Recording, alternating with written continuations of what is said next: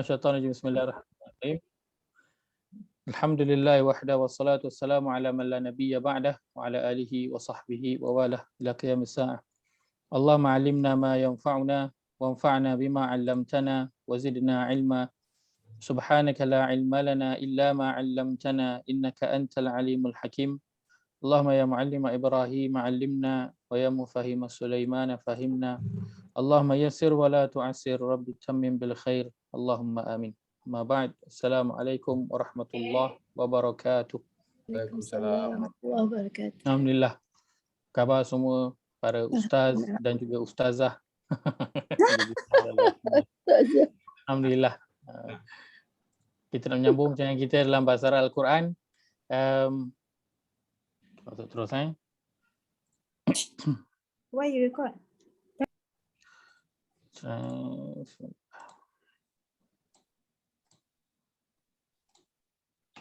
Baik. Kita berhenti pada fi'il madhi yang kedua, iaitu hum. Dan dhamirnya hum kita nak masukkan pada fi'il madhi, maka dia menjadi bentuknya sebegini. Apa tanda dia? Kita lihat pada tanda waw alif di akhir perkataan. Waw alif dan alif itu sukun. Di akhir perkataan huruf awal dia bukan ya ataupun tak. Okay. Pertamanya untuk fi'il madhi, tanda untuk fi'il madhi selalunya dia duduk kat belakang, dia tak ada kat depan. Kalau ada tanda di depan, bila dah start ada tanda di depan, itu selalunya fi'il mudhari' dan present tense. So past tense fi'il madhi tanda dia semua duduk kat belakang. Tak ada duduk kat depan, kat belakang. So, sebab itu kita nak beri perhatian untuk fi'il madhi ni tanda yang berada di belakang. Maka sebab itu untuk tanda untuk hum ini waw alif sukun di akhir perkataan, huruf awal bukan ya ataupun ta.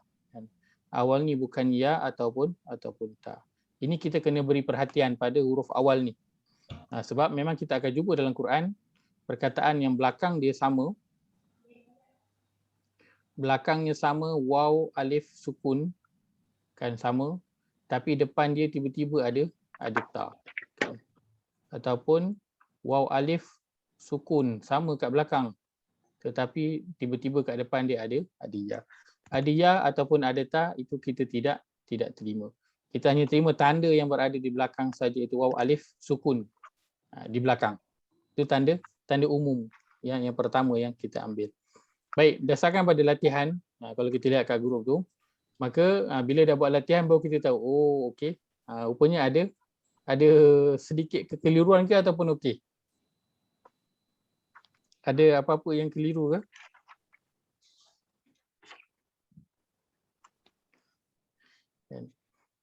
Kalau okey, alhamdulillah. Kalau okey, alhamdulillah. Sebab tanda dia waw alif di akhir perkataan. Baik, dalam terjemahan Ustaz.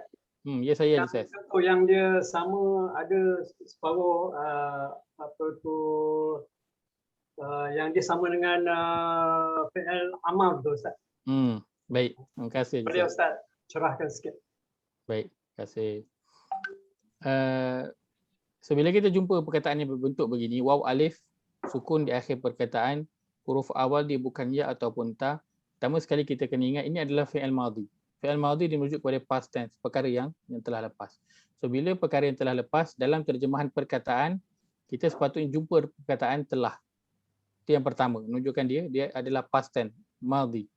Yang kedua, kita jumpa perkataan mereka, kerana waw alif sukun itu merujuk kepada mereka. Baik. Tapi dalam Quran, bila kita baca, nanti ada juga perkataan, contohnya perkataan u'budu. U'budu. Kalau kita lihat pada perkataan ini, tanda dia waw alif berbaris sukun di akhir perkataan ada. Baik. Di awalnya bukan ya ataupun ta, cukup. Maknanya ikut tanda betul. Ikut tanda betul. Tapi bila kita lihat pada terjemahannya adalah Bahalah.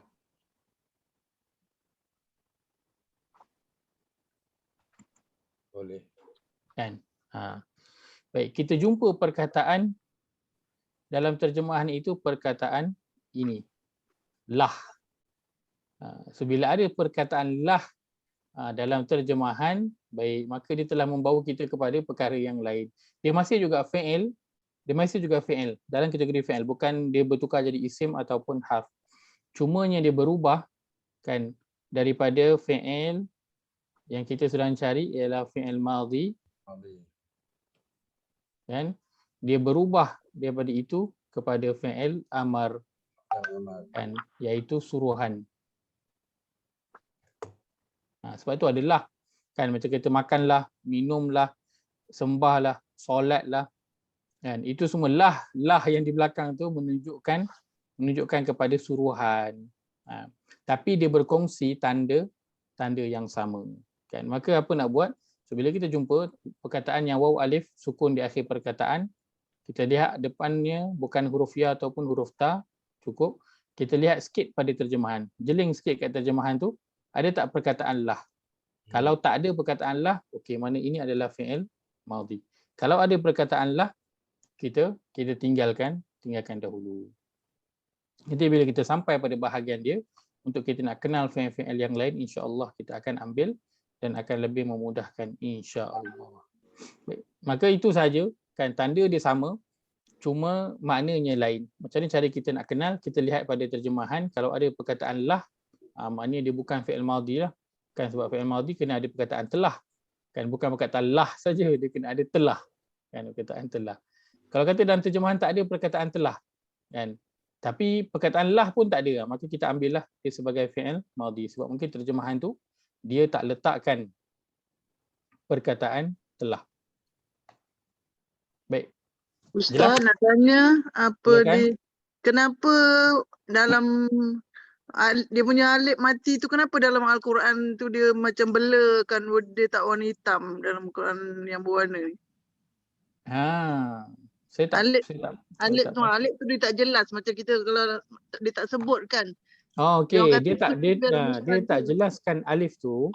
Alif tu selalunya dia tak jelaskan kenapa? Sebab dia nak mengelakkan kekeliruan kita, kan? Sebab kita tahu alif dia adalah huruf mad, kan? So takut kita akan terfikir nanti nak panjangkan. So dia nak elakkan kekeliruan.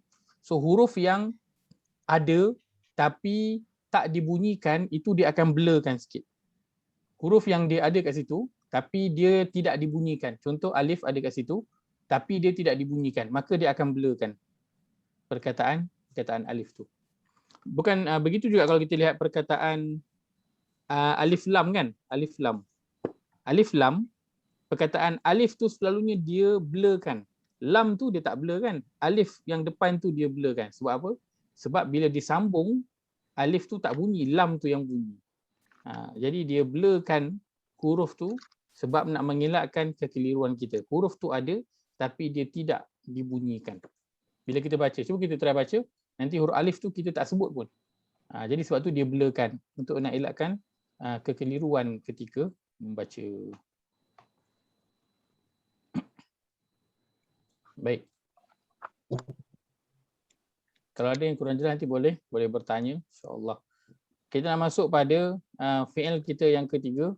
Sebelum nak masuk fi'il yang ketiga tu, tanya soalan sikit. Baik, ini saja je lah. Kalau dapat, alhamdulillah. Kalau tak dapat pun tidak apa, tak ada masalah. Baik, kan? So kita dah tahu apakah tanda untuk fi'il madhi, untuk hum. Apa tanda dia? Waw alif. Waw alif sukun. Hujung. Baik, di akhir perkataan. Awal ni bukan ta atau ya. Awal dia bukan ya ataupun ta. Baik. Maka contoh kalau kita diberi perkataan fahima, kan? Fahima. Macam ni kita nak jadikan fahima ni jadi untuk hum? Kita nak tambah apa? Waw alif. Tambah saja. Tambah je waw alif. So fahima tu kita salin je balik. Fahimu. So kita nak tambah apa jadikan dia hum? Tambah je waw alif sukun. Fahima waw alif. Ganti huruf depan. Waw huruf depan. Buang alif tak sah. waw alif kat Fahimu. belakang. Settle. So baris yang depan ni kita boleh letakkan ikut baris asal dia. Fa, hi, ma dia jadi mu. Wow. Kalau kata kita tak pasti, katakan saya tak letak baris, katakan baris ni saya tak letak langsung. Baik. Katakan baris saya tak letak langsung. Dia macam tu je. Fa, ha, mim, waw, alif. Saya nak tanya. Apa maklumat kita boleh dapat daripada perkataan ni? Waw alif lah Ustaz. Waw alif dia menunjuk kepada Tunjuk pada home. Pada home. Fi'il. okey, so kita tahu dalam tu ada home. Lagi apa lagi kita dapat? Fi'il Ustaz tak? Dia Pasal adalah dia waw fi'il. alif. Dia adalah fi'il. Lain maklumat lain? Ada lagi? Fa tu bukan kot. Dia tidak ada huruf ya atau ta di depan tak? Okey, tak ada huruf ya, tak ada huruf ta. Baik. Ada maklumat lagi? Fi'il tu fi'il apa? Fi'il Madi. madi. Fi'il tu pula adalah fi'il madhi. Baik. Fahimu katakan kita tak tahu pun makna dia apa. Kan? Tapi kita tahu dalam tu ada hum. Kita tahu dia dia fi'il, dia bukan isim ataupun harf. Dia bukan kata nama, dia perbuatan, kata kerja. Depan dia bukan ya ataupun ta. Mereka Maka dia adalah fi'il Fi'il madhi. Maklumat ni semua kita dapat, tapi baris dia kita tak tahu pun apa. Nak baca pun kita tak tahu. Fahimu ke, fuhimu ke, fahimau ke, fahamau ke, kita tak tahu. Tapi maklumat ni kita dapat. Maklumat ni kita dapat. Tapi tak boleh baca. So okey ke tak okey? Okey. Okey lah. InsyaAllah. Okey Ya. Kan? Katakan kita boleh baca, tapi kita tak tahu pun kita boleh baca. Baca fahimu, sedap, siap berlagu lagi dia baca. Kan? Tapi bila tanya fahimu tu apa? Isim ke, fi'il ke, harf? Tak tahu. Fi'il madhi ke, mudhari'? Tak tahu. Tanda dia apa? Tak tahu. Dalam tu ada dhamir huwa ke, hum ke, hiya? Tak tahu. Kan maka perkataan fahimu tu hanya boleh dibaca tapi tak faham apa benda makna dia pun, tak ada maklumat yang dapat daripada perkataan tu. Jadi bila kita jumpa dalam Quran perkataan kita tak pernah jumpa, katakan kita tak pernah jumpa contoh perkataan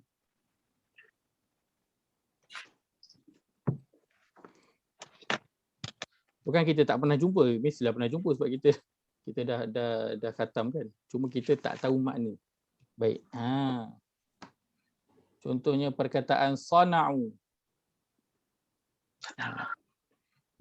Okey. Kalau saya dah sebut dia punya baris tak sedap pula. Saya tulis dia tak sebut dia baris. Saya bagi perkataan yang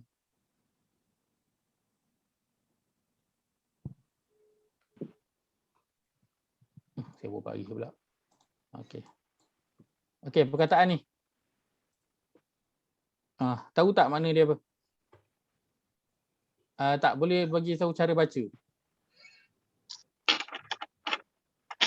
Boleh Bedal, sebutkan Dal ke? Khodal. kurang jelas. Kurang jelas. Qalam ta. Oh. Saya pun boleh tahan juga. Macam mana nak baca kan? Orang tu. Okay.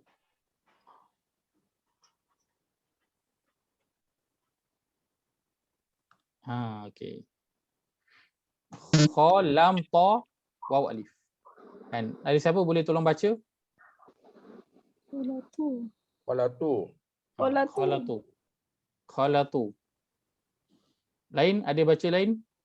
Khalitu. Allah. Khalitu. Khalitu. Khalitu.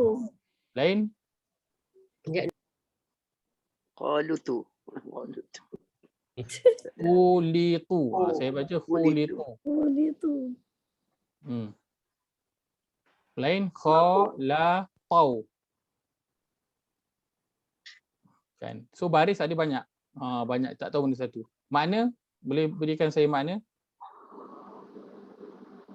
Pun kita tak tahu makna dia apa. Tapi apa yang kita tahu daripada perkataan ni? Fi'il madhi. Fi'il madhi. Fi'il madhi. Kita tahu dia adalah fi'il madhi. Baik. Apa lagi kita tahu?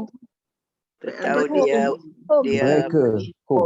Hum. Domir Domir hum. Ada dhamir hum yang merujuk kepada mereka. mereka. Baik. So kalau dua maklumat ni dah cukup besar dah untuk kita. Kita tak tahu makna tapi kita tahu dalam ni adalah fi'il madhi, dia adalah fi'il. Pertama kita tahu dia adalah fi'il, dia bukan isim, bukan harf. Yang kedua, fi'il tu pula kita tahu dia fi'il madhi, dia bukan fi'il mudhari'. Yang ketiga kita tahu dalam ni ada dhamir untuk hum, menunjukkan ramai. So kiranya separuh daripada makna tu kita dah tahu dah. Separuh maklumat daripada perkataan ni kita dah tahu dah. Kan? Separuh kita dah tahu. Dengan hanya kita tahu dua perkara ini sahaja.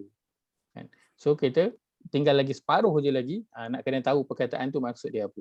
Tapi bila kita tengok perkataan tu apa, kita dah boleh tahu dah ini isim fi'il harf, madhi ke mudhari', apa ada dalam tu dhamirnya, kita dah tahu. Tu dah banyaklah tu maklumat yang kita tahu tu. Kan, mengenai ayat yang dibaca. Baik.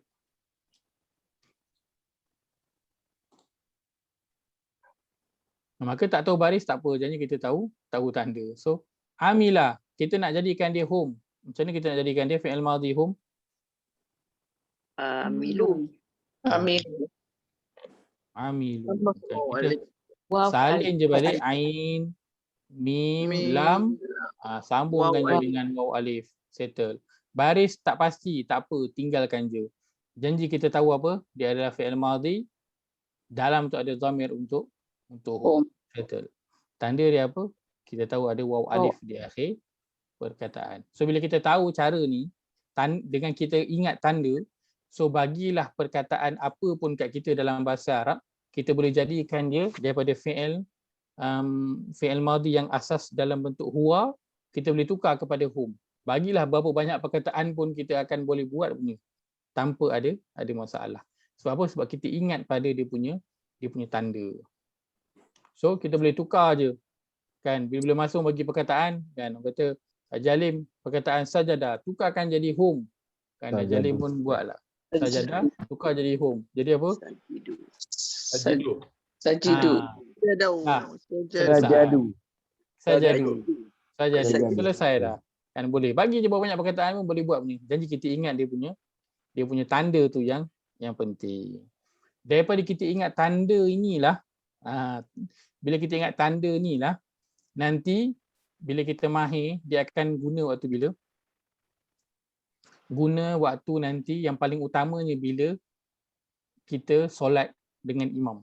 So bila imam baca, tak dalam kepala kita boleh keluar perkataan tu apa, kita tahu dia tengah cerita tentang perbuatan orang yang berbentuk hum, ramai. Kita dah boleh tahu dah. Perkataan tu cerita tentang siapa. Kan?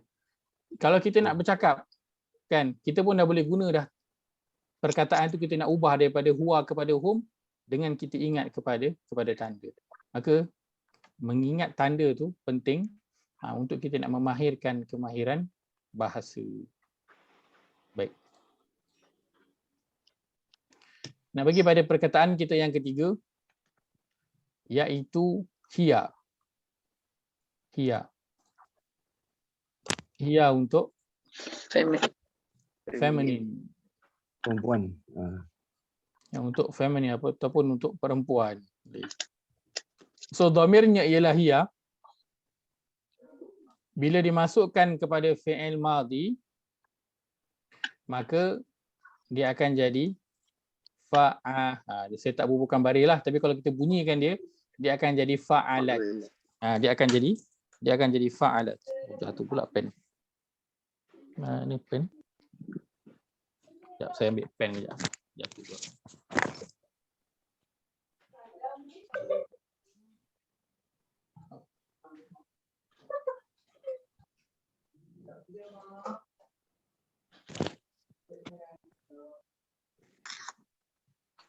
Maka dia akan jadi, kalau kita baca dalam bentuk berbaris, dia akan jadi fa'alat. Fa'alat. Ini biasa. Bunyi biasa dia begitu. Fa'alat.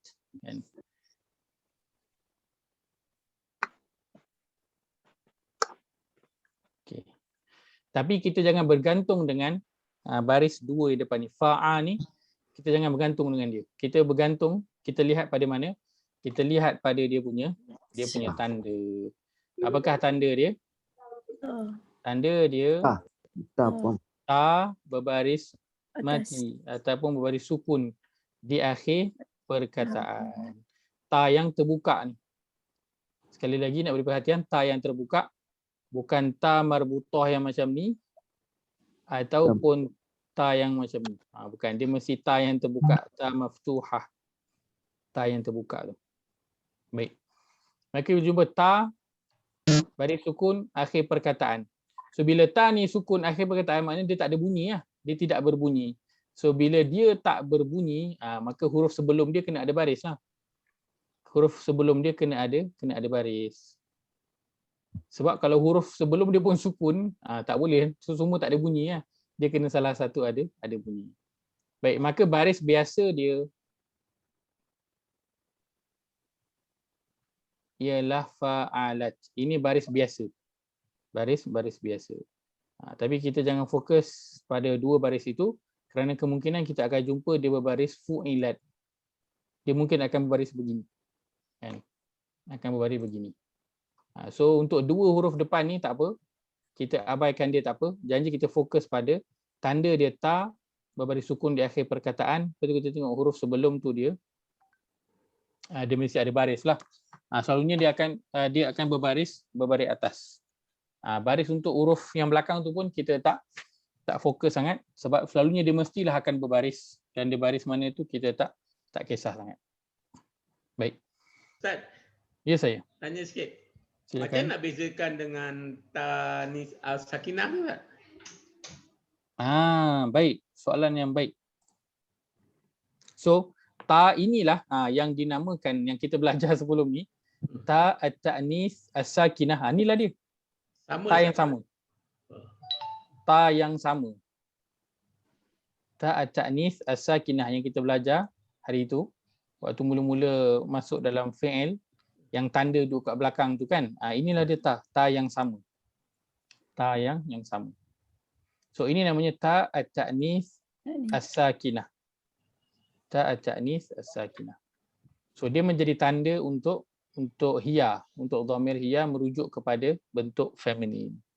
So bila kita jumpa macam ni, kita lihat tanda dia ta berbaris mati di akhir perkataan. So dalam terjemahan mesti ada perkataan telah. Kenapa? Kerana ini adalah fi'il madhi.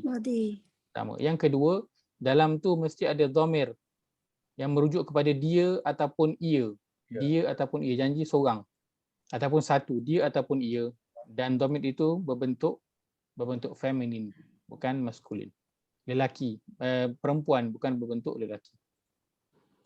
Lihat pada contoh.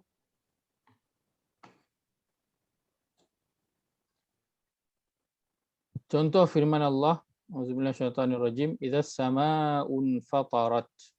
Perkataan infatarat. Ini kita pun dah lalui sebelum ni.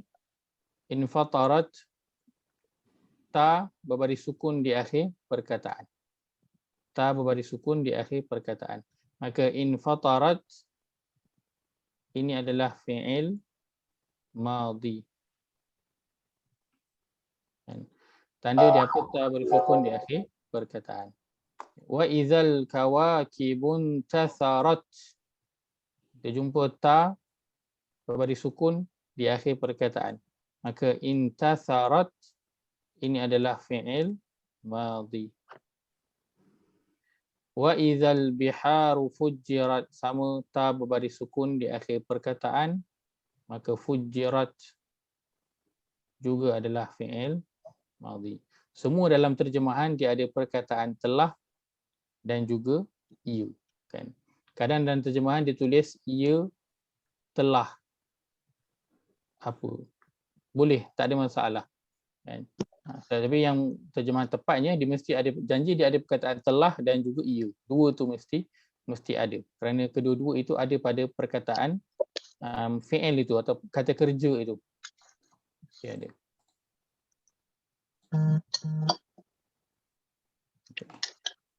Seterusnya, Ustaz, balik ke Ya, saya. contoh tadi Ustaz. Tak maaf Ustaz. Ha? Balik contoh tadi. contoh tadi. Tak sempat nak. Telah. Baik. Saburan. Boleh dia. Okay, seterusnya kita lihat bawah tu. Fa amma man thaqulat mawazinuhu. Ini lihat pada perkataan thaqulat. Kan? Tanda dia apa? Tanda dia ta berbaris sukun di akhir perkataan. Maka thaqulat ini adalah fi'il. Fi'il apa? Madi. Fi'il madi. Dan sebelum ni kita hanya fokus pada apa? Isim, fi'il ataupun harf. So ni fi'il kita dah pergi bahagian yang bawah sikit, dalam sikit lagi. So kita dah pergi pada pembahagian dia, iaitu fi'il madhi ataupun mudhari'. Ya. Wa amma man khaffat mawazinuhu. Perkataan khaffat, ta berbaris sukun akhir perkataan, maka dia adalah fi'il. Fi'il apa? Fi'il madhi. Madi. Assalamualaikum Ustaz. Ya, Ustaz, saya yang kesana. Ya, nanti. Ustaz punya line tak berapa bagus ke? Sebab I tengok ni perkataan semua blur je lah. Dia macam double vision pula. Oh, ya ke? Ah, Okey, Boleh, okey. Okey. Dia okey. saya tengok perkataan ni dia macam tulis tebal. Okey, saya okey. Line Saya Ustaz ke, line saya ke. Tapi I tengok yang kalau gallery view ni okey. Yang gallery view ni Okay, saya stop share. Saya try share lagi sekali. try sekali lagi. Dia macam blur je. Rakaman nanti blur semua. Ni okey sikit. Dia tak Okey. goyang. Tadi dia goyang. Okey, baik. Kami boleh nampak. Ini besar. Perkataan khaffat. Okay. Ta baris sukun akhir perkataan, maka dia adalah fi'il Madi. madhi. Fasadaqat wa huwa minal kadhibin. Perkataan fasadaqat, maka ta berbaris sukun akhir perkataan, ia adalah fi'il madhi. Fakadzabat wa huwa minas sadiqin.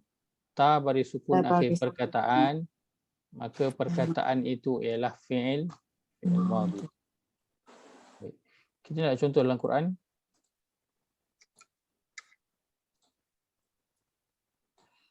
Iaitu pada surah At-Takwir.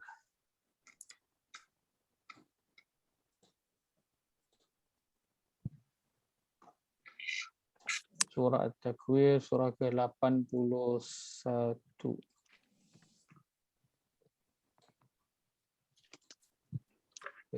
Muka surat 586. Muka surat 586. Surah At-Takwir, surah ke-81. Allah berfirman, A'udzubillahi minasyaitonirrajim. Bismillahirrahmanirrahim. Idza syamsu kuwirat.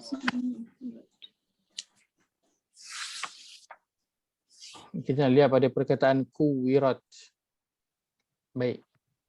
Ta berbaris sukun di akhir perkataan. Maka kuwirat ini adalah fi'il, bukan isim ataupun harf.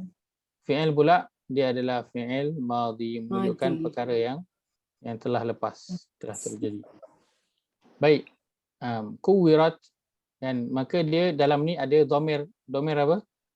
Ya. Iya. Ia merujuk kepada maskulin ke feminin? Feminin. Feminin. Dan dalam ayat ini feminin itu merujuk kepada siapa? Matahari.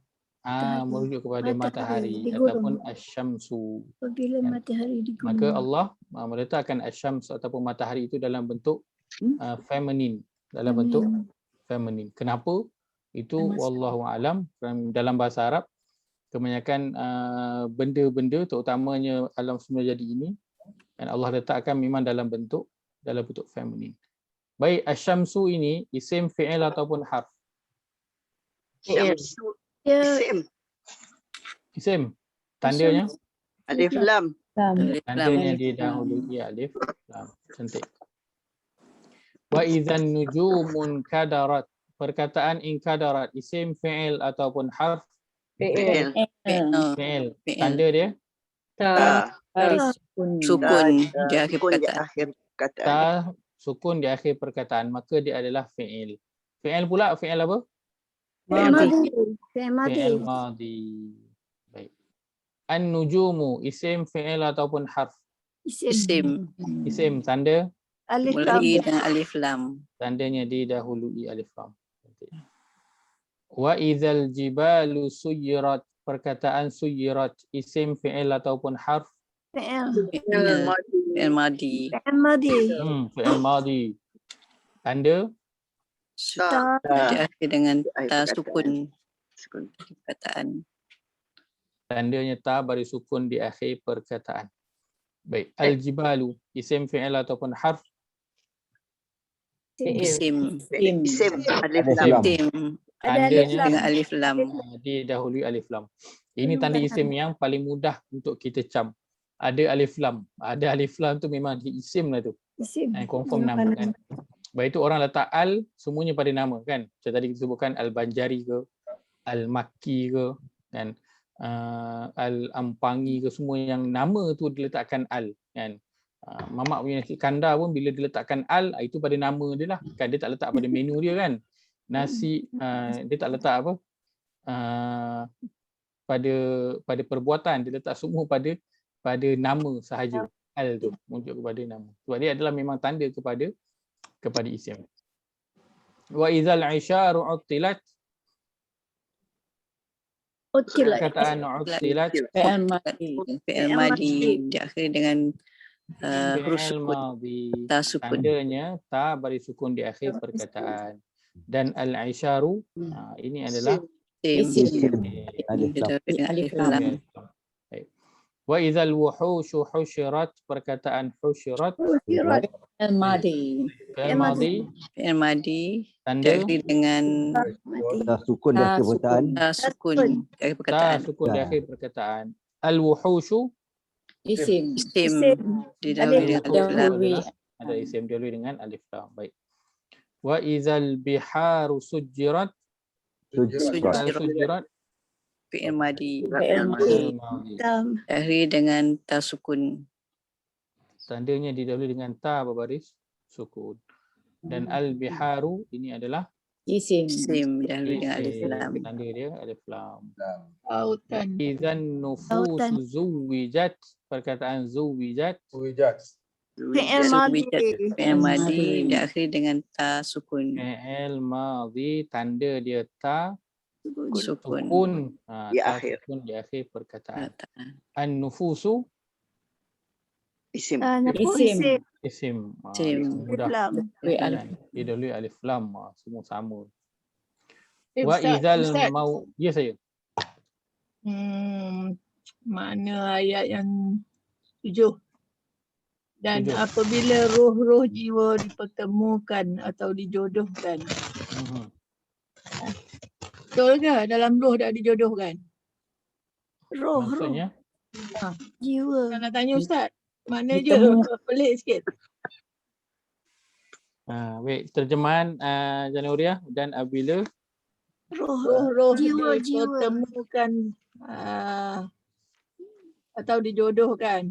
Dipertemukan. Ini apa Ustaz? dan apabila roh-roh dipertemukan. Ia telah dipertemukan. Dengan tubuhnya ke Ah, macam dalam- mana tu? Dalam bracket tu dengan tubuh. Maknanya, Saya punya pun dengan tubuh. Masa tu roh dah dapat tubuh dia lah. Ke? Roh dah kembali ke tubuh dia. Kan? Oh. Dan roh kembali ke tubuh dia, itu sebenarnya sekejap je. Waktu seorang Muslim meninggal, waktu tu roh dia diangkat naik ke atas. Kan? Naik ke atas lalu ke langit yang pertama. Malaikat tanya, ni roh siapa? Maka ceritalah roh ini dan ini. Kan? Maka kalau roh tu orang beriman, dia akan dilepaskan naik sampai ke atas roh yang ke-7. Sampai nanti temu dengan Allah SWT. Allah tanya, ni roh siapa? Ceritalah roh ini begini. Maka Allah kata benar apa yang dikatakan itu, maka kembalikan pada tubuh dia. Kemudian barulah roh tu balik kepada tubuh dia, masuk dalam tubuh. Roh tu balik masuk dalam tubuh dia, waktu tu dia dah ada dalam kubur lah. Roh tu masuk je dalam tubuh, malaikat datang tanya soalan. Macam tu juga roh orang yang tidak beriman ataupun orang yang buat dosa sama. Roh dibawa naik sampai atas, dan di setiap tingkat itu penduduk langit mencela dia sampai kepada Allah SWT. Kemudian dipulangkan kepada roh dia, masuk dalam tubuh badan dia, terus malaikat datang tanya kepada dia soalan. Dan soalan yang malaikat tanya Apakah ia? Soalan pertama. Rabbuka. Ma Marabuka. rabbuka. Ma rabbuka. Yang kedua. Imamuka. Imahmuka. Ma Nabi juga. Nabi Yuka. Yang kedua ma dinuka. Madinuka. Udin din. Yang ketiga. Rabbi. Yang ketiga. Buka. Ma kita buka. Yang ketiga. Ya. Yang soalan yang akan ditanya ialah siapakah lelaki yang telah diutuskan kepada engkau? Ma Nabi Nabi Yuka. Yuka. Singkatan dia dalam biasa kita dengar ma Nabi Yuka. Ini saya bawakan dalam hadis yang ceritakan bahawa Tak, soalan dia tak ditanya adalah selari ke dengan raditu billah selari. wabil Itulah jawapan dia. Islam Madinah Ya. Muhammadin. wabil Quran imama kan. Tak. Yang Nah, last dia akan sekali, ditanya dulu siapakah lelaki yang diutus kepada engkau. lelaki itu dulu baru Quran. Dia tanya lelaki dulu. Lepas tu barulah roh beriman kata dia adalah Muhammad Rasulullah. Kemudian dia tak habis sampai situ. Lepas tu dia akan tanya ma ilmuka ataupun wa ma yudrika. Dia akan tanya apa yang kau tahu tentang kitab yang dibawa oleh lelaki tersebut. Ma ilmuka. Apa ilmu kau mengenai kitab tersebut? Iaitu mengenai apa? Mengenai Al-Quran. Nak jawab macam mana Ustaz? Sebab itu kena ada ilmu tentang Amalan. Al-Quran. Tak boleh tak ada ilmu. Kena ada Kita jawab soalan yang Al-Quran ditanya. je juga tak boleh. Tak Kita ada. ingat jawab Quran je Ustaz. Tak, All this while bukan dia jawab. jawapan dia bukan Quran. Bila ditanya ma ilmuka, maka roh orang beriman akan cakap apa? Cakap lelaki itu adalah Al-Quran. Fasaddaqtu. Aku baca dia dan aku membenarkan dia. Benarkannya. Oh. Maksud dia benarkan tu apa? Dia baca, dia faham, kemudian dia amalkan. Itu maksud membenarkan. Bukan maksud dia kata Al-Quran itu benar, tak. Aku baca, aku faham dan aku mengamalkan, mengikut kepada Al-Quran tu. So itu jawapan dia nanti. So tapi nak dapat jawapan itu kena lalu proses dia, iaitu apa? Ma ilmuka. Apa ilmu kau tentang Quran tu? So inilah proses yang sedang kita lakukan ni. Kita tengah nak tambah ilmu kita tentang Al-Quran. Kerana apa? Kerana pandangan kita jauh. Pandangan kita jauh. Kita bukan saja nak melepaskan apa kefahaman apa, kita nak tahu baca ayat ni saja, tak. Jauh daripada itu, kita nak ada ilmu tentang Quran ini nanti. Sebab nanti ini nak jawab soalan dalam kubur. Lepas ke tak lepas. Kerana apa? Roh orang yang bukan beriman, bila ditanya ma ilmuka, dia akan jawab apa? Aku tak tahu. Aku tak tahu apa-apa tentang Al-Quran tu. Kan aku cuma mungkin boleh tahu baca, lain daripada itu aku tak tahu apa-apa mengenai Alkitab ataupun benda yang dibawa oleh Rasul tersebut. Dan maka ini salah satu usaha kita yang kita cuba lakukan. Mudah-mudahan Allah pandang usaha kita ni. Walaupun nanti mungkin kita tak sempat nak habis untuk faham, mudah-mudahan usaha kita yang telah kita lakukan semasa hidup ni nanti dia boleh bantu kita untuk menjawab nanti di hadapan Allah Azza wa Jalla. Ustaz, Ustaz, soalan Ustaz. Ya, saya. Bahasa Arab dah pindah lain. Ini mustahak ni. Ustaz, masa kiranya kita ditanya itu Ustaz, boleh tak roh kita menjawab bersandarkan kepada tok guru kita yang mengajar kita? Ada, waktu tu semua sendiri-sendiri. Amal dia akan jawab sendiri. Oh, tak boleh Ustaz ya? Walaupun salah bocor. Masuk Haji Ayam macam mana? Ya, macam saya duduk belajar dengan Ustaz sekarang. Ustaz nak jawab. Apa ni, tak ada ke saya nak boleh sandarkan kepada Ustaz ke? Saya belajar dengan Ustaz Muhammad Faiz kan? Ustaz jawabkan. Jawab macam tu. Ustaz Faiz ajar macam ni. Tak boleh. Tak boleh ya? Tak boleh. Oh, jawapan Kalian hayat tu. Kita sendiri. Haji Yahya bukan mulut kita yang menjawab tu. Macam pakai tawasul ya. Amalan kita yang jawab. Ya, sebab itu saya katakan kita doa kepada Allah. Kita tengah usaha belajar nak faham, nak ada ilmu mengenai Quran. Walaupun nanti mungkin kita tak habis, tapi mudah-mudahan usaha kita ni nanti Allah kira. Kan, kita ni memang tengah nak ada ilmu tentang Quran. Sebagaimana orang yang dia dah bunuh 99 orang tu, dia nak bertaubat, tengah perjalanan bunuh lagi seorang cukup 100, belum lagi bertaubat, tengah dalam perjalanan, tapi usaha dia tu Allah kira. Usaha dia tu Allah kira, dia ikhlas. So Allah kira dia sebagai orang yang dah bertaubat. So kita ni, walaupun mungkin nanti kita meninggal dalam keadaan belum lagi betul-betul faham Quran ni, belum ada ilmu tentang Quran ni, tapi kita ada usaha. Mudah ada usaha tu Allah kira Allah, okey, kira ni masuklah dalam kalangan orang yang ada ilmu tentang Al-Quran. Walaupun bukan ikut yang sepatutnya, tapi usaha tu dia ada lakukan semasa dia hidup di dunia. Ustaz, Mudah-mudahan. mungkin mulut kita tak boleh berkata, tapi mata kita boleh jadi saksi kan Ustaz? Kita Betul. menengok ni phone online ni sebagai saksi. Betul. Bukan saja mata kita, tangan. Nanti handphone tu sendiri pun akan jadi saksi atas kita. Handphone tu. So kita usaha je lah. Kita usaha. Don't worry. Kita usaha. Usaha insya-Allah. Insya-Allah. InsyaAllah. Allah doa je. Amin. Kalau tak lepas nanti kita panggil talian ayat Ustaz Faiz. Saya pun time tu tengah menggelabah nak jawab apa pun tak tahu. Saya panggil Haji Yahya. Belum apa-apa lagi dah getar dah ni. Itulah. Don't worry. Tapi kan Ustaz, kenapa Yes, dalam yes. surah Ar-Rahman tu dia kata orang yang takut untuk menghadap Tuhannya dibagikan 2 syurga? Ada Waliman terjemahan macam tu. khafa maqama rabbih Waliman jannatan. khafa maqama rabbih. Dan bagi orang yang dia takut jannatan. kepada kedudukan Tuhan dia itu, dia dapat 2 syurga. Kenapa? Kerana orang beramal untuk orang buat beriman dan beramal soleh itu memang Allah telah beri syurga. Tapi orang yang dia beriman, dia beramal soleh dan dia tambah lagi dia takut ketika mana dalam beriman dan beramal soleh itu dia takut kepada Allah SWT. Kerana apa? Kerana dia tahu kehebatan, kebesaran Allah tu buatkan dia takut. Walaupun Allah tak ada, walaupun dia tak nampak, kan? Macam anak kecil, kan? Mak bapak dia tak ada tapi takut nak buat benda salah. Sebab apa? Sebab mak ayah dia dah pesan. Kan? Walaupun mak ayah dia tak ada. So orang yang macam ni Allah bagi ekstra lagi. Sebab apa? Sebab dia takut dengan kedudukan Tuhan dia dalam keadaan dia tak nampak pun Tuhan dia. Tu hebat tu. Takut kepada benda yang tak nampak, kan? Kita sekarang takut pada benda yang tak nampak tapi hantu lah, kan? Hantu kan? Tapi takut pada Tuhan yang kita tak nampak itu hebat di sisi Allah SWT. Kenapa? Kerana ini iman kepada perkara yang gaib. Ini memang akidah utama umat Islam. Beriman kepada perkara yang gaib. Susah nak buat. Susah nak buat. Orang kalau takut nak buat salah, bila ada polis, itu biasalah. Kan? Tapi takut buat salah waktu polis tak ada. Itu luar biasa. Sebab apa? Sebab dia boleh wujudkan polis tu seolah-olah macam depan dia. Itu luar biasa.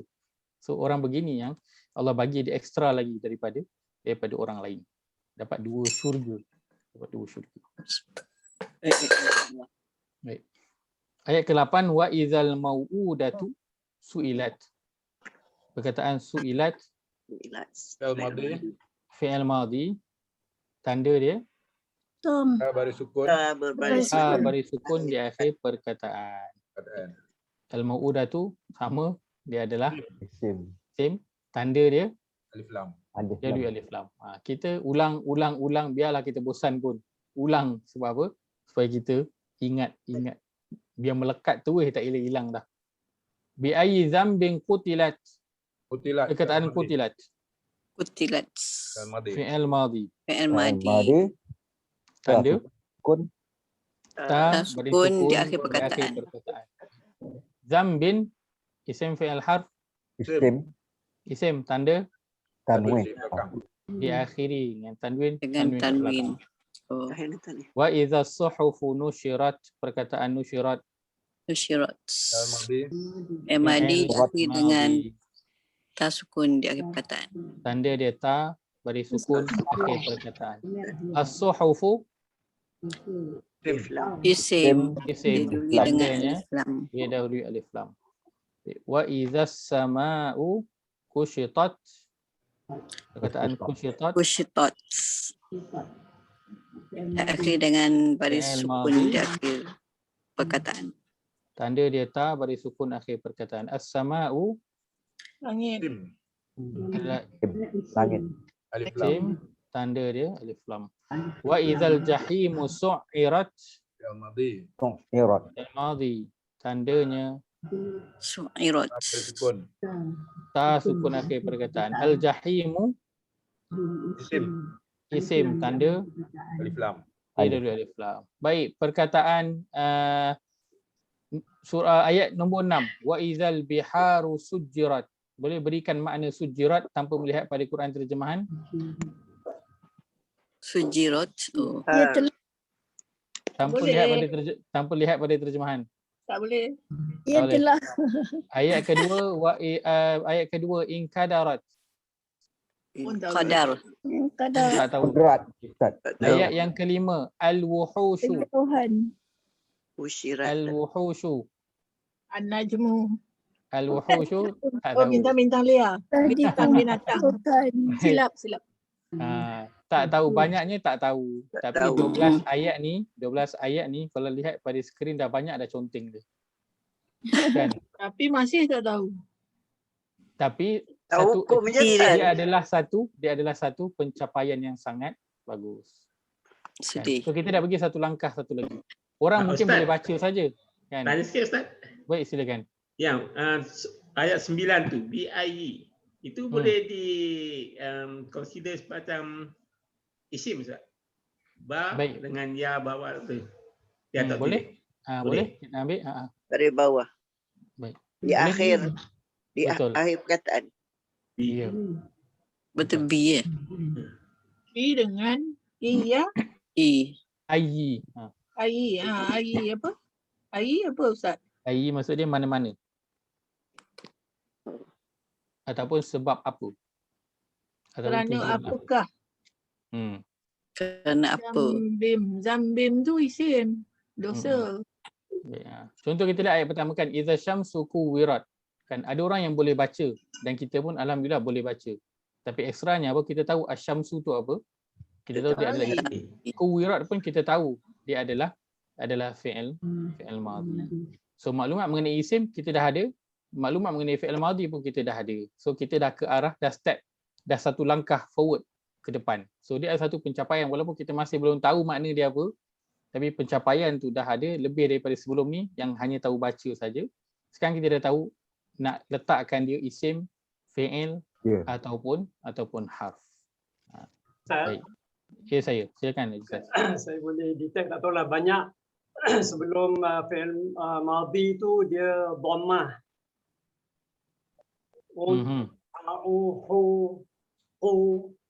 Ini apa ni fi'il dia start daripada D. Dilipatlah, digulunglah D tu. Betul Ustaz? Oh, huruf pertama tu. D. Macam kuwirat, sujirat. Usyirat. Banyak domain tu Ustaz mula tu. Oh, Ya. tidak dibiarkan. Ya betul. Dia banyak sebab tu dia mula dengan D. Kan dia bukan dalam bentuk aktif, ayat dia dalam bentuk pasif. D. Kan. Sebab itu tadi bila kita lihat perkataan fa'alat tadi, saya tak letakkan baris. Saya tak kata fa'alat kan. Saya kata biasanya fa'alat. Tapi saya letakkan lam tu baris atas dan ta. Sebab apa? Dalam ni memang husyirat kan, berbeza. Kalau tukar dalam bentuk fa'alat dia jadi bentuk fu'ilat. So kalau saya kata tanda dia adalah fu'ilat, nanti bila kita cari dalam Quran fa'alat, tak ada pun, bukan bentuk fa'alat Ustaz. Huruf pertama baris depan, huruf kedua baris bawah. So kita tak nampak bentuk dia. So yang kita nak beri perhatian adalah pada huruf akhir tu. Ta tu yang kita nak beri perhatian. Kan? Huruf yang dua depan tu dia baris apa? Tak apa. Kita tak kisah dulu dia baris apa. Ustaz, saya nak tanya. Ya, silakan. Yang Ustaz ajar kami ni, tanda-tanda isim, fi'il dan harf lah kan. Tapi saya belajar dalam kelas lain, saya belajar nahu dan soraf. Jadi apa beza ataupun Ustaz tak kenal pastikan kepada kami mana nahu, mana soraf, atau pada peringkat permulaan ni just untuk mengenal dari segi tanda-tanda saja. Baik. Nahu dan soraf, nahu tu dia lebih kepada grammar. Soraf dia lebih kepada, kalau dalam perkataan bahasanya kan kita panggil ilmu morfologi. Kan bentuk perkataan tu. Bentuk perkataan. So nahu dan soraf dia dah advance, dia dah langkah yang seterusnya. So langkah yang awal ini dia asasnya kita nak kenal dulu dia isim, fi'il ataupun harf. Kita bincang mengenai perkataan tu secara umum. So nahu Nahu dia tak bincang mengenai perkataan, nahu dia bincang mengenai baris. Kan contoh macam tadi Haji Tias kata, kuwirat dia baris depan ataupun asyamsu. Kenapa dia baris depan? Kan kerana dalam ayat lain dia ada baris atas. Asyamsa kita pernah jumpa. Kan jadi untuk nahu dibincangkan mengenai baris-baris. Macam yang Haji Nuriah pernah tanya, kenapa ada Muhammadun, ada Muhammadin, ada Muhammadan. So baris tu semua masuk dalam bahagian nahu. So kita nak tahu dengan baris tu siapa yang buat, apa yang dia buat apa. Kan? So kita nak tahu dia ni ayat yang bermula dengan isim ataupun ayat yang bermula dengan fi'il. So itu adalah level yang seterusnya. Tapi nak pergi, orang nak belajar nahu dan nak belajar sorof, dia mesti kena tahu asas ni dululah. Ni asas dia, iaitu asas dia tahu kupas bawang, tahu nak potong bawang, kan, tahu mana tomato, mana bawang merah, mana bawang boleh masak kari mana kan. bawang kecil. Lepas tu bolah menu-menu yang lain tu baru dia boleh buat. Kan, tapi asas dia nak kenal bawang, bahan-bahan asas tu kena kenal lah. Kan, bahan-bahan asas tu kena kenal. Kalau dia tak kenal bahan-bahan asas, tak boleh lah dia nak buat rendang macam yang Haji Nuriah nak buat untuk kita raya haji nanti. Ya Ustaz. So bahasa. So ini dia punya bahan-bahan asas yang kita nak, yang sedang kita pelajari ni. Dia punya bahan-bahan asas dalam bahasa Arab. Nanti tapi bahasa Al-Quran ni dia tak banyak bergantung pada nahu kan, dia banyak bergantung kepada bahasa apa dia panggil, bahasa Arab kuno ya Ustaz. Ini kira bahasa Arab yang bahasa Arab yang tinggi lah ni, bahasa Arab yang tinggi. Bahasa Arab bahasa Arab tinggi. Kalau kita tu macam bahasa Melayu bakunya lah, ataupun boleh kata yang klasik dulu, kan. So bahasa dia itu bila dengar tu kita tahu ini bukan bahasa biasa-biasa ni. Kan ini bahasa yang tinggi, dia punya bahasa tu. Bahasa Arab Al-Quran dengan bahasa nahu lain kan. Kedua-duanya ada, maksudnya ada sikit-sikit persamaan kan. Nahu tetap ada kerana nak baca Quran memang kena ada baris. So baris tu pada bahagian nahu. So dalam Quran dia ada bahagian nahu, dia ada bahagian sorof. Bahkan lebih daripada itu, ada topik dalam nahu tu memang khas untuk Quran je. Kalau kata bahasa biasa tu tak pakai. Nahu yang begitu tak pakai, tapi dalam Quran pakai. Begitu juga sorof. Ada yang memang kalau ikutnya biasa orang tak pakai, tapi dalam Quran pakai. So topik itu memang khas untuk perbincangan tu sebab Quran ada pakai, so timbul topik tu. So tu kehebatan Quran lah, dia yang membentuk nahu dan juga sorof. Bukan dia ikut kaedah nahu dan juga sorof. Quran ni nahu dan sorof ikut kaedah dia. Quran yang bentuk. Quran yang bentuk. Dan inilah kelebihan bahasa Arab, dan para ulama tu hormatnya mereka kepada Quran sampai mereka tahu memang tingginya bahasa Arab ini, sampai mereka tahu inilah rujukan utama. Bukan dulu mereka rujuk pada syair-syair untuk nak dapatkan bahasa tu. Tapi lepas ada Quran tak rujuk dah syair, rujuk pada Quran tu, bahasa dia. Dia punya baris dia, penggunaan perkataan dia, nahu dan juga sorof dia diambil daripada Al-Quran. Saraf tu apa Ustaz? Sorof tu bentuk bahasa morfologi. Dia cerita tentang perkataan.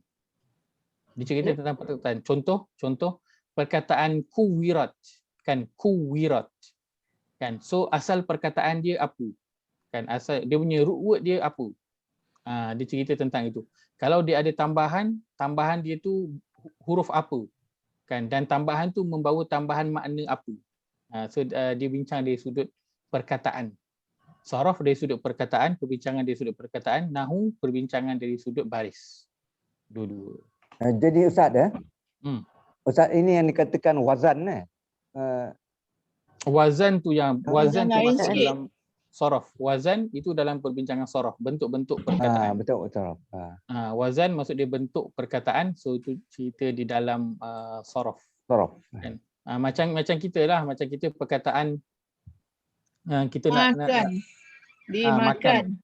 Nak tukar dimakan, nak tukar kepada makanan, nak tukar kepada pemakanan, kan, nak tukar kepada pelbagai bentuk daripada asal perkataan tu, perbincangan dia di dalam sorof, bentuk Saya perkataan. makan nasi. Nasi dimakan oleh saya. Makan dari saya. Nasi adalah makanan saya.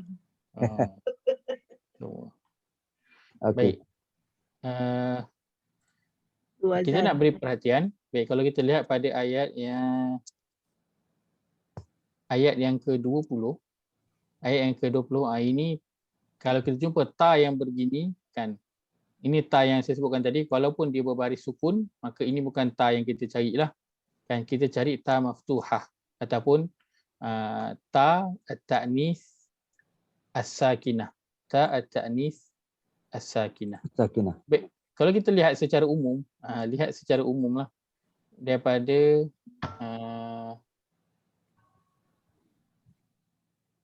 ayat yang ke-19, ayat 20, ayat 21 kan. Kalau kita lihat dia banyak guna apa benda perkataan dia. Yang paling jelas. Lam ke? Isim lah, banyak isim. Banyak isim. Kenapa? Kita boleh detect banyaknya.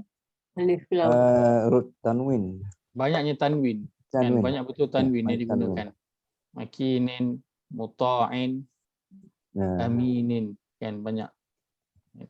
So, bila kita dah kenal isim sebenarnya, dah banyak dah perkataan dalam ayat yang kita dah kenal.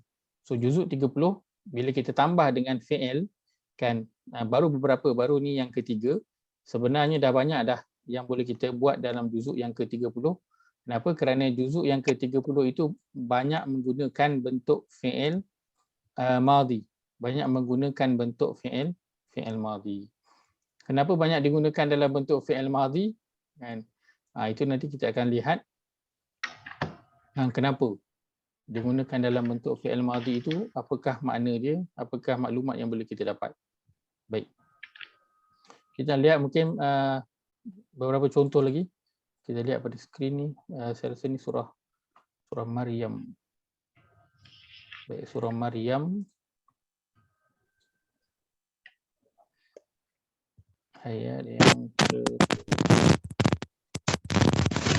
ke-16. Baik, ayat ke-16 surah Maryam. Muka surat 306. Itu firman Allah. Auzubillahi minasyaitonirrajim. Wadhkur fil kitabi Maryama idzim tabazat min ahliha makanan syarqiyya. Baik, perkataan apa kita nak lihat dalam ayat ni?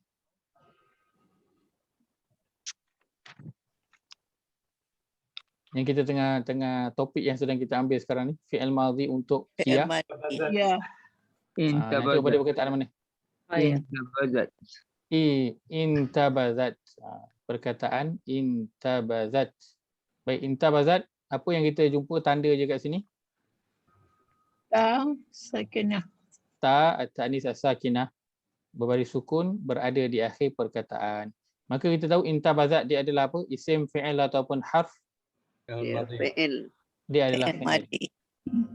Tapi makna dia lain, Ustaz. Fi'il pula kita tahu dia adalah fi'il madhi. Baik, maknanya ialah Dia Dia mengasingkan diri. mengasingkan diri. Memunculkan diri. Macam dia mudarik. Tapi masih perbuatan. Ialah Masih perbuatan fi'il. Macam fi'il mudah. Continuous lah. Baik. Pertamanya kita tahu dia adalah fi'il. So lihat pada terjemahan pun dia tak ada Tak ada telah. tak ada yang salah lah. Kemudian cuma bezanya yang kedua, ada telah dan tak ada telah. Fi'il dah setuju dah. So kita tahu dia adalah fi'il. Tengok pada terjemahan pun betul dia adalah fi'il. Cuma yang kita confuse dia dalam terjemahan tak ada perkataan telah. Okay, Tapi dia dah kata dan ingatlah di dalam awal lagi kitab. tak? Quran saya tu. Dia telah mengasingkan diri. Ia telah mengasingkan diri. Ketika dia mengasingkan diri. Tapi dia letak tu waskuru depan tu. Waskur. Okay. Angka tak apa, boleh kita lihat je pada perkataan tu. Kita dah jumpa perkataan tu, kita lihat ada tanda untuk fi'il madhi. So fi'il kita dah boleh confirm, cuma dalam terjemahan tu dia tak letakkan perkataan telah. Dan kenapa tak letakkan perkataan telah? Kerana memang cerita ni semuanya memang dalam bentuk yang telah lepas.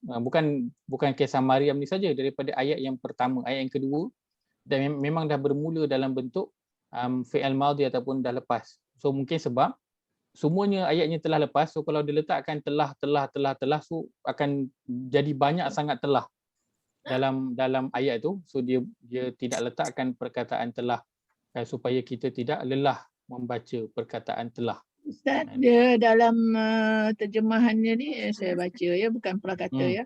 Ceritakanlah di dalam kitab Al-Quran perihal Maryam ketika dia memuncilkan diri daripada keluarganya di sebuah tempat di sebelah timur. Maknanya dia dah cerita tu dah lepas lah, dia ceritakan balik semula. Dia suruh cerita balik. Nabi Muhammad menceritakan kan. Allah suruh Nabi Muhammad menceritakan kan. Ceritakan. Dalam terjemahan saya pun tak ada perkataan telah. Tapi tak apa. Kan alhamdulillah kita belajar bahasa Arab. So kita tahu ini fi'il madhi ni. Dia bukan saja fi'il, dia adalah fi'il madhi. Kenapa? Tanda dia kita jumpa ta, baris sukun berada di akhir perkataan. So kita tahu ni mesti dia tengah nak cerita tentang perkara yang telah lepas.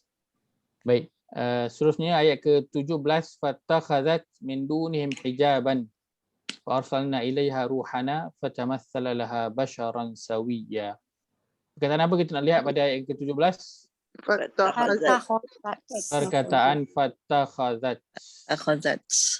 Baik, dia isim, fi'il ataupun harf? Fi'il madhi. Dia adalah fi'il. Dia adalah fi'il. Fi'il pula dia adalah fi'il madhi. Tanda dia? Huruf sukun di akhir perkataan. Ayat seterusnya, qalat inni a'udzu birrahmani minka in kunta taqiyya. Perkataan apa kita nak lihat? Qalat. Perkataan qalat. Isim, fi'il, harf? Fi'il madhi. Tanda dia? Baris sukun di akhir perkataan. Baik. Saya kira ini contoh yang mudah untuk kita nak cari kan, kerana tanda dia jelas ta baris sukun di akhir perkataan. Ustaz ni berapa huruf tak penting Ustaz. Berapa huruf? Okey, baik. Untuk permulaan ni kita tak kira dulu. Tak apa kalau kita tak kira dulu, tak apa. Kalau kita tak kira untuk permulaan ni, tak apa kita tak kira. Dia lebih daripada 3 huruf ataupun dia ada kurang daripada 3 huruf kan, tidak mengapa, boleh kita ambil. So untuk tanda ini kita tak beri perhatian pada bilangan huruf dia. Dan kita beri perhatian pada yang mula-mula je, huwa. Kan perkataan 3 huruf awal dan akhir berbaris atas. So yang hum, yang datang selepas ni semua hum, hiya, anta, antum, anti, itu seterusnya tak apa. Dia lebih pada 3 huruf ataupun dia kurang daripada 3 huruf pun tak apa, insya-Allah. Baik, so ini yang fi'il kita yang ketiga, iaitu hiya. Dhamirnya hiya kita masukkan dalam fi'il madhi, maka dia jadi bentuknya, kalau kita baca baris yang biasa ialah fa'alat. Pada baris yang biasa dia dibaca dengan baris fa'alat. Ditambah dengan ta sakinah lah, fa'ala. Kalau normal biasa untuk huwa fa'ala kan. Betul lah, normal tu untuk huwa fa'ala. Bila tukar ke hiya ditambah ta. Wa bila ditukar kepada hiya dia jadi fa'alat, tambahan dia ta sukun di akhir perkataan. Ta tu pula ta at-ta'nis as-sakinah, ta yang terbuka, bukan ta yang marbutah yang dia bersendirian ataupun yang dia bersambung. Ta dia mesti ta maftuhah, berbaris sukun. Ustaz yang ta tertutup dapat maftu apa marbutah. Marbutah. Yang maftuhah apa Ustaz ada sebut tadi? Maftuhah yang buka. Terbuka ya. Okey. Marbutah ni ta yang tertutup. Marbutah perempuan kan? Yang simple tu. Yang maftuhah ta yang terbuka kan. buka. Maftuhah. Miftah kunci untuk buka. So ta ni ta maftuhah yang Maftuhah. terbuka. Soalan Ustaz. Ya saya. Kalau perkataan asal ni macam fa'ala tadi kan, apabila ditambah ta dia jadi apa nama ni fi'il madhi. Ya. Baris asal dia tu tak berubah Ustaz. Tak, Baris kalau pada asal pada root word tu. tak berubah. Tak, maksud dia kalau masukkan dengan ta. Kalau masuk dengan ta, baris dia tak berubah, dia sama dengan baris root word Ustaz. Akan ada perubahan, tapi biar asasnya beginilah baris dia. Asasnya baris dia adalah fa'alat ataupun sama dengan root word dia. Sama dengan root word dia. Kan? Ada kemungkinan dia berubah tak? Ada bila dalam bentuk wazan. Selalunya kalau untuk huwa ni ditukar kepada hiya. Kita cerita huwa yang dia menjadi hiya saja Ya. Huwa Huwa root word ke dia dia? huwa dia tukar jadi hiya. Okey. Ya. So kalau root word dia fa'ala, Fa'alat. so dia punya hiya dia akan jadi fa'alat. Baik. Root Kalau word ini dia kalau akan ada dia kena buat kan? root word dia akan ada fa'ila. Fa'ila. So bila fa'ila, sini pun sama akan ikut juga. Fa'ilat. Dia akan jadi fa'ilat. Jadi makna kata kalau kita tambah ta di belakang tu, dia akan ikut baris dia ikut huruf asal juga lah Ustaz. Betul. Betul, dia akan ikut root word dia. Dia ikut baris root word. Betul, baris root word. Okey. Itu je saya nak faham. Cuma kenapa saya tak letakkan kalau ikut teorinya begitulah kan. Dia akan ikut baris root word dia. Cuma bila kita nak cari contoh nanti kita nak kena tahu, kalau kita nanti nak kena tahu pula baris root word jadi susah kan. So kita lihat saja pada tanda. Tapi untuk teorinya betul, fa'alat ini ataupun hiya dia memang merujuk kepada root word dia daripada huwa. Kan? So kalau fa'ala dia akan jadi fa'alat, kalau fa'ila dia akan jadi fa'ilat. Kan? Kalau fa'ula dia akan jadi fa'ulat. Sama. Dia akan mengikut kepada root word dia. Masih tak? Sama. Tapi tanda dia semua tetap sama. Tanda dia sukun di akhir perkataan. Tanda dia sama. Walaupun berbeza dia punya baris pada root word tersebut. Baik. Jadi insya-Allah boleh nanti sebagai homework kita cari sambil-sambil ngaji tu kan, bolehlah jeling-jeling cari 3 perkataan untuk fi'il madhi, perkataan yang berakhir dengan ta berbaris sukun. Ta berbaris sukun dan ta tu pula ta yang terbuka, maftuhah, bukan ta marbutah, ta simpul ataupun ta yang tertutup itu. Oh, lihat. Kalau ada lebih, boleh bagi lebih kan. Baru nampak satu solihat. Solihat dia ada baris. Dia kena tak ada baris. Ada baris. Tak boleh. Dia kena tak ada baris. Dia kena memang baris sukun. Dia wakafkan sendiri. Wakafkan sendiri tak kira. Tak jadi. Dia kena Quran yang wakafkan, bukan kita yang wakafkan sendiri. Mudarat. Memang Resam Osmani tu yang mewakafkan dia. Mudarat. Kalau memang dalam ayat tu ta tu maftuhah dan dia sendiri yang memang sukun boleh, bukan yang kita buat sendiri. Baik, itu saja saya kongsikan pada malam ini. Semoga ada manfaat daripada tanya Ustaz. Ya, saya silakan. Imbas balik masa Ustaz intro kalimah fi'il tu. Baik, Haji Sas pergi sampai intro ni saya takut risau pula saya. Saufa kan sebelum fi'il tu saya cakap kalau qad ada qad tu maknanya lepas tu fi'il. Saufa lepas tu fi'il. Sin lepas tu fi'il. Tanda-tanda lah. Awal. Okey. Yang itu Ustaz kira macam dia umum Ustaz. Betul. Umum. Okey. Yang saya nak tanya ni macam qad tu maknanya sesungguhnya kan? Sesungguhnya. Okeylah, iaitu senang sikit. Sesungguhnya maknanya dia boleh mudhari' ataupun madhi. Baik. Dia untuk perkataan qad selalunya dia akan masuk pada madhi, tapi dia ada masuk pada mudhari' juga. Okey. Dia ada masuk pada mudhari' juga. So dua-dua qad ni dia ada makna lain juga Ustaz daripada sesungguhnya. Dia ada kira macam masa jugalah. Dia mungkin pun qad juga kan Ustaz? Maksud dia mungkin, kemungkinan. Mungkin tu qad juga dalam Quran. Qad tu boleh jadi ada makna mungkin juga. Okey, baik. Lepas tu ataupun kekerapan, dia ada lagi lah 2-3 makna qad tu. Maknanya dia boleh madhi dan dia boleh mudhari'. Okey. Selalunya dia akan masuk pada fi'il madhi, tapi ada juga dalam Quran yang dia masuk pada fi'il mudhari'. Dan inilah nak cerita apa, memang inilah Quran kan. Mungkin pada bahasa biasanya, bila bahasa Arab biasa, qad itu memang selalu kita pakai untuk fi'il madhi.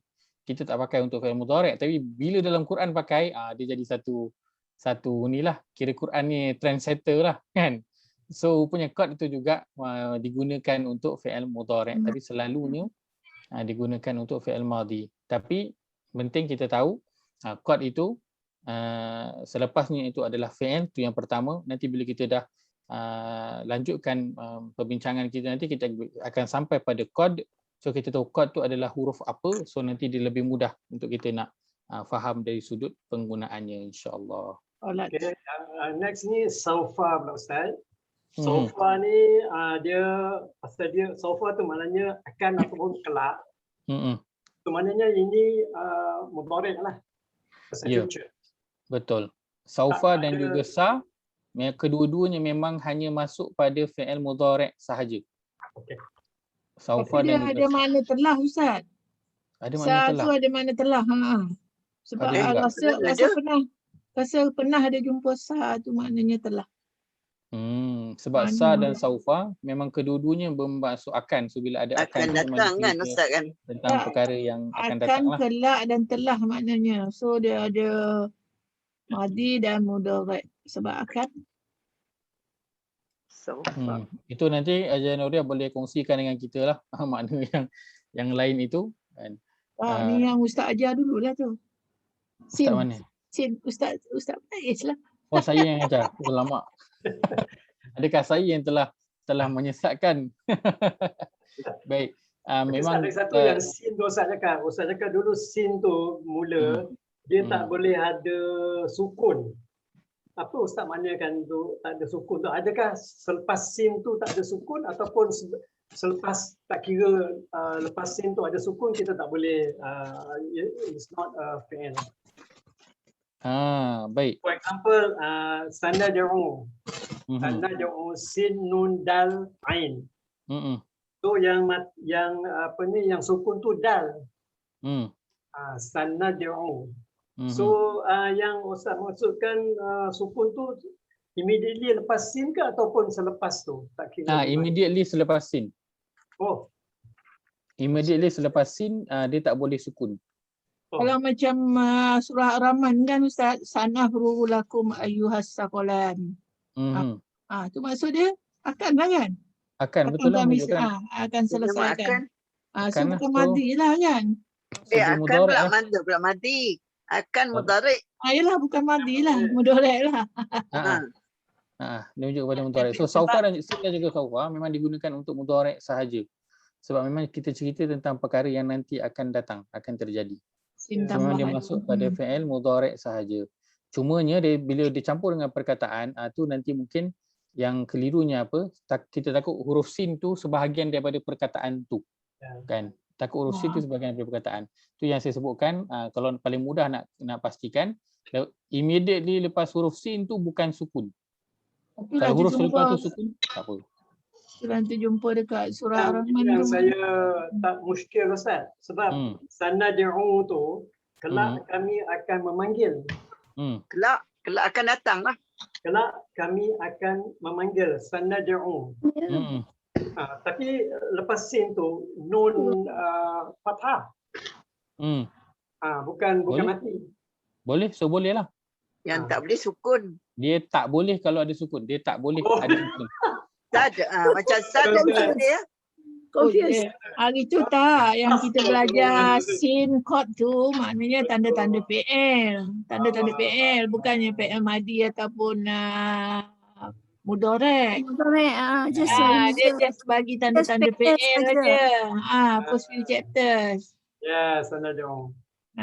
So, huruf yang kedua selepas sin tu.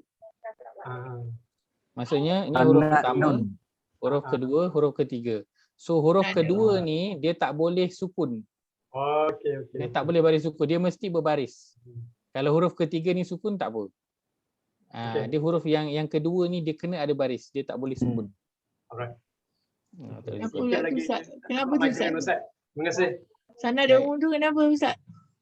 Haji Sas tanya tadi. Haji Sas tanya tadi, dia ingatkan, Haji Sas ingatkan lepas sin tu kena sukun. Tapi yang saya masukkan yang lepas sin itu tak boleh sukun. Tak boleh sukun. Tak boleh huruf yang berbaris sukun, kena huruf yang ada baris.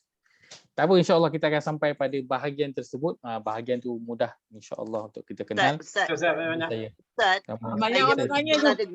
saya pernah dengar beza sin dengan safa ni, tapi saya pun confuse yang satu, tapi dia kata macam kalau sin ni akan datang tu dekat. Kalau safa tu akan datang jauh lagi.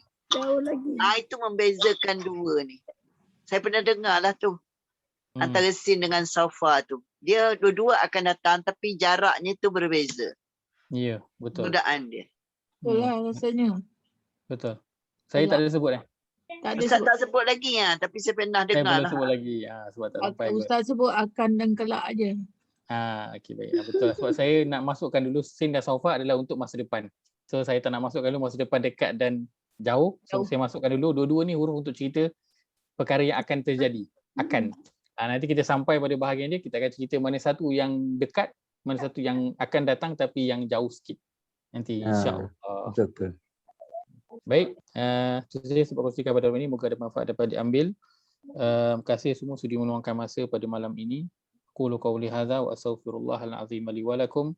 Allahumma ja'al hadza jama'ana jam'an marhuma wa tafarraqana min ba'dihi tafarruqan ma'suma. Allahumma inna na'udzubika min ilmin la yanfa' wa min qalbin la yakhsha' wa min nafsin la tashba' wa min da'watin la yustajabu laha. Rabbana atina fid dunya hasanah wa fil akhirati hasanah wa qina adzaban nar. Sallallahu ala nabiyyina Muhammad wa ala alihi wa sahbihi ajma'in. Walhamdulillahirabbil alamin. Kita tutup majlis kita dengan tasbih kafarah. Subhanakallahumma wa bihamdika asyhadu an la ilaha illa anta astaghfiruka wa atubu ilaik. Jazakumullahu khairan semua. Insya-Allah kita jumpa lagi minggu depan. Ada homework ke Ustaz? Ada tadi 3 huruf. 3 huruf pula, 3 contoh. 3 contoh minimum 3 contoh insya-Allah. Tidur dia. Sambil baca tu boleh jeling-jeling. Selap lagi kot. Okey. Terima kasih Ustaz. Semua. Assalamualaikum warahmatullahi wabarakatuh. Waalaikumsalam warahmatullahi wabarakatuh.